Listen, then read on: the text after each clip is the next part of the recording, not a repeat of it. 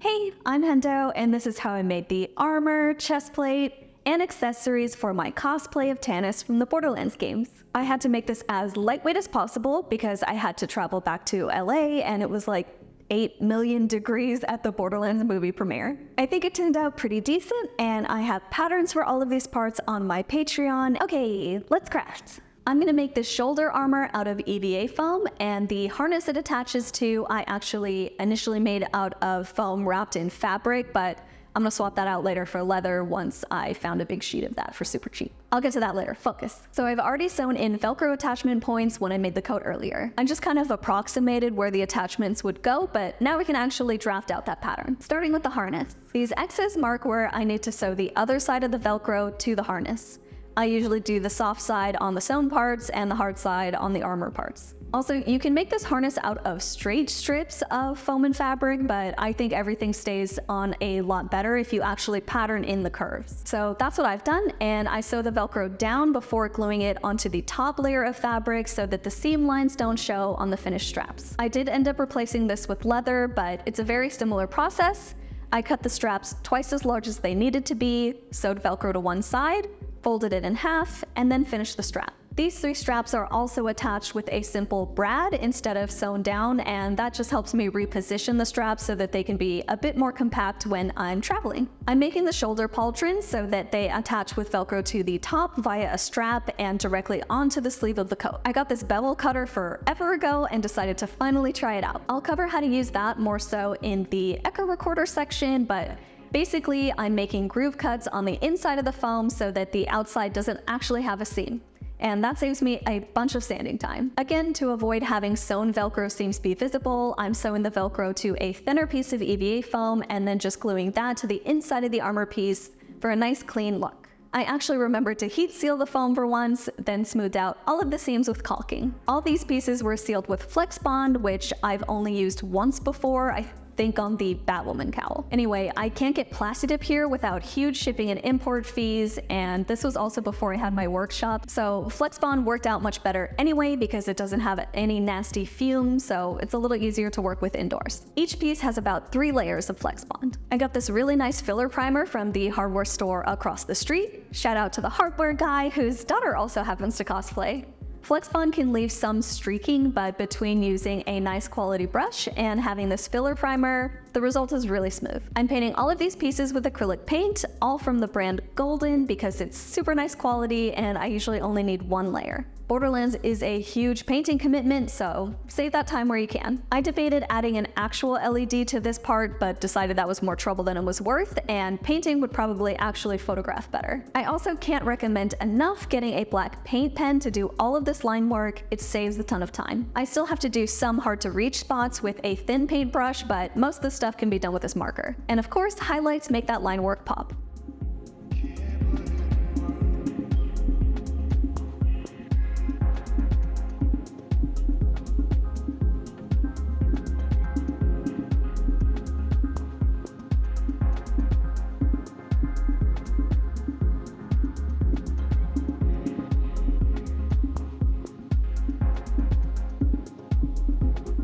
I also like to paint the underside of everything all black. It doesn't take that long and it makes the final result look a lot more polished.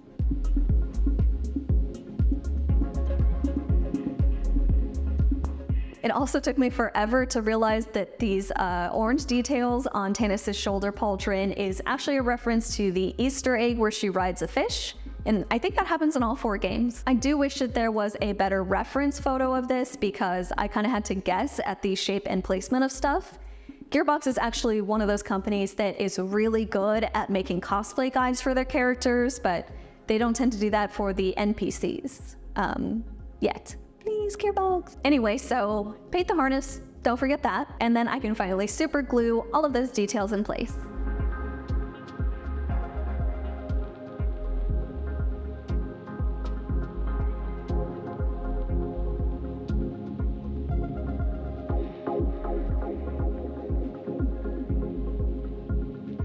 Tannis' chest plate looks like molded leather, and I'm gonna make this light brown part out of EVA foam and this darker brown part out of fabric. So actually there is a little bit of sewing in this one, but you can easily do this out of foam instead. I just think fabric is going to be a little more durable, lighter, and thinner for my purposes, and especially because I'm going to use snaps. I'm going to have the two pieces attached together with Velcro and extra magnets on the side, and then the part right at the collar will have those heavy-duty snaps. This also makes it easier to take apart and pack. The booby part probably has the roughest time in the suitcase, but it's mostly fine. I could avoid the smushing by just like wearing it on the plane, but I really don't like to do that. It makes me a little anxious if too many people come and ask me about whatever weird unhinged cosplay thing I'm wearing, so I would rather just pack it. She also has this neck seal, and I'm going to connect that to that little attachment with the snaps. I've made this chest plate pattern based on the front of this mannequin because I kind of like how those sloped down boobies look, and I recommend reinforcing the seams with masking tape. It holds up really well since the foam that I'm using is pretty thin. This will help it be more durable. I have these silver buckles that I think look really cool with the chest plate, but they won't actually be functional. It's kind of hard to strap stuff down on yourself, so this is just going to be for looks. The actual strap will attach with Velcro right at this midpoint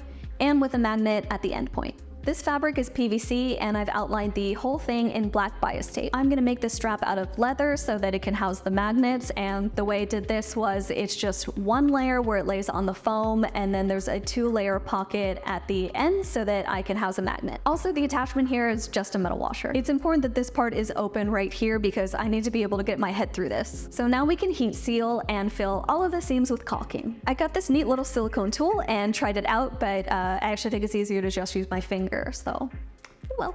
Then the whole thing gets 3 coats of Flex Bond and 2 coats of filler primer. And with that done, I can actually glue on the leather strap. And now we can sew the neck seal using this really thin faux leather fabric that I happen to have. It's not stretchy, so it's gonna be easy to paint, and I'm just gonna add Velcro to the back for it to close. This is the same method that I used for my Samus cosplay and my Stormtrooper. This piece that goes across the chest is gonna have some heavy-duty snaps, and making this out of leather is gonna make that a lot more durable. Snaps sort of need this minimum amount of fabric or padding in there in order to not be loose, so that's why I'm extending this fold over part to be longer. I lined everything up by putting it on and marking where this piece should go with tape, then hammered in the snaps. I'm so sorry to my downstairs neighbors. And then I sewed the neck seal to the leather piece, and now it can just flip up and attach to the chest plate. I think it looks super clean and sturdy and is really easy to put on. Painting time! More gray acrylic paint, stippled on shading, black line work, and highlight details. Is this part even gonna show?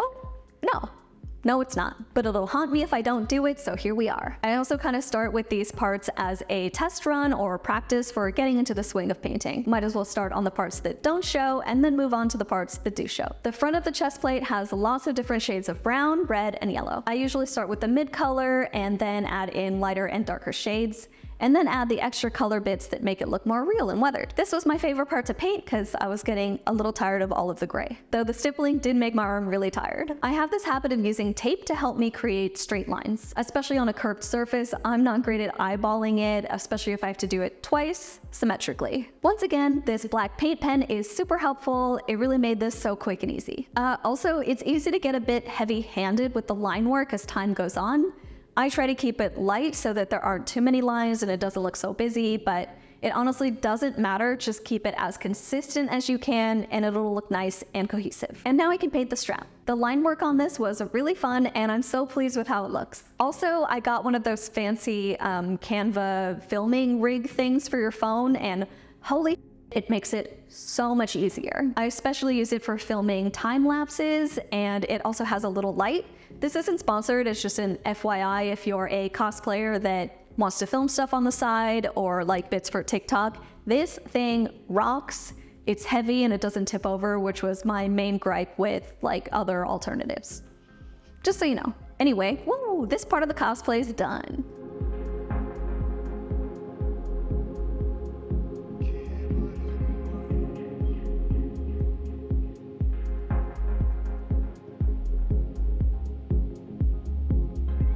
The last thing I'm going to cover in this part is making the goggles. I'll do the echo recorder in a separate video because this part's already way too long and I kind of want to go over it fairly thoroughly. So anyway, I made this little pattern for the goggles, and the plan is to have magnets in this top part so that it can attach to my COS band underneath my wig, and then also have this little magnet in the back so that the strap can hold on. I feel like with elastic straps, a lot of the time the strap like rides up and like pushes your hair up or your wig up. And so I kind of want to just have one that lays flat on the wig that's just held on with magnets. I'm using layers of foam to hide the fact that the center layer is housing the magnet. I always use neodymium magnets. I think these are N52s, but they might be N42. They're really strong no matter what. They can rip out of foam if you aren't careful, but if you glue them down to the foam well and are just a little mindful when taking them off, they're perfect. I'm using half round dowels cut in half again for the lens edges. I debated just using a pair of goggles that I already have, but I'd have to modify them and paint them, so I decided it was easier to just make them. I don't think she ever actually wears her goggles in any scene, so I don't actually need to see through them. To secure the straps, I'm attaching D-rings. I like to sort of sew them in with really thin jewelry wire. I think that's been a lot more durable than just gluing them on with a strap of foam. It's kind of weird, but the wire is so thin that it hardly shows at all, and it only takes a couple of loops to secure it in place. Then I have these tiny brads to act like little rivet bolt things. And after a quick heat seal, it gets 3 layers of Flex Bond. I also do a couple layers on the backside, and then the whole thing gets 2 coats of filler primer. These straps are folded over leather so that I have a little pocket for the tiny neodymium magnets to fit in. This also means that they can kind of move around in there with a little bit of squeezing, and that just makes it somewhat adjustable for however much hair is bulking out my wig. Okay, more painting, the best part. This is where it starts to actually look like the thing. I should have added brighter highlights, but I painted this at night, so I think that's why the contrast here doesn't look quite as good, but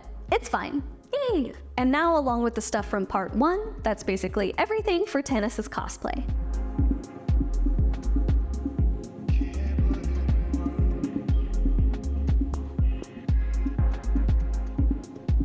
Like I said, I'll do a video on the Echo device and also one for the wig and makeup. But for now, we're gonna bask in the straight month it took to make this thing.